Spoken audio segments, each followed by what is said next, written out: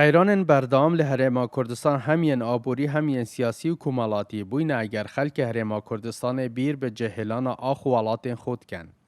دور آمیدی جی اف دور بویه یا کو چندین سالانه خلک و ده چندین کشا و آریشان داده نالید. تایبتی تخا گنجان. جبرویه که دوه مای دا به دهان گنجان قصدا دروی والاتی کریه هرچند ریکن سخ به کارتینن جبو در بازبون بود دروی والاتی به تنه آرمان جوان اوه. جوان در ده سریا قرطال ببن. ده نهادا بشکا دنیا گنجان آماده کاریات کن که کردستان به جبه هلن. تاکید چه به نوید همه دلی و پل که ویتن هم از خوش ایک شونو ما بچم.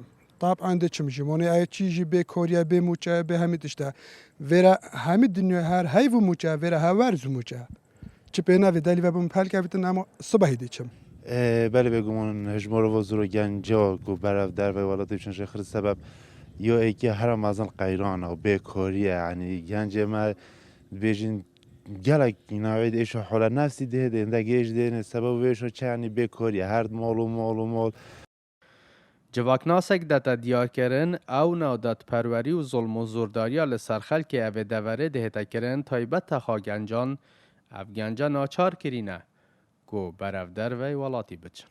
ام کردستان ده بینین کو فرصت شولی نینن آزادی حتی حد که مازن حریت نینن خلق باوید فرصت شولی نینن تعیینات نینن جحیلت وضع که درونیه ده خراب داد جیتن اما گلک وضع اقتصادی گلک خرابه اف بوری نماید جحیلا کجاره که افاز عده تراغتن سر اساسا که خلط سیستم ما حکمرانی الکردستان روچوی فرصت شولی بومروفید مستحق نهلاینا قطاع خاص مجالی نودتا جحیل ماکو شول کتن گلک کارکرو مروفید بیانیتین کردستان دو شول کن اف سبب و گلک سبب دیتن کو جحیلا کسب کن کو چنه در وی ولاتی اوجی کو آزادی در و گلک و های فرصت شولیتین سر هندرو کو اف جحیلا اکثر یوم پریکت قاچاق شنو و ریکت مترسی سر هایکو جیانو خوش دزدن بس سر هنده را اختیار هندید کن کم چنه دروا.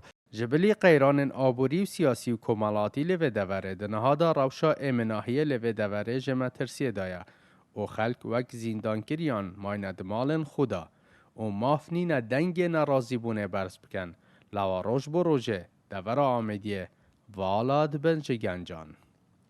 اسام عبدالرحمن گلی کردستان دورا آمیدیه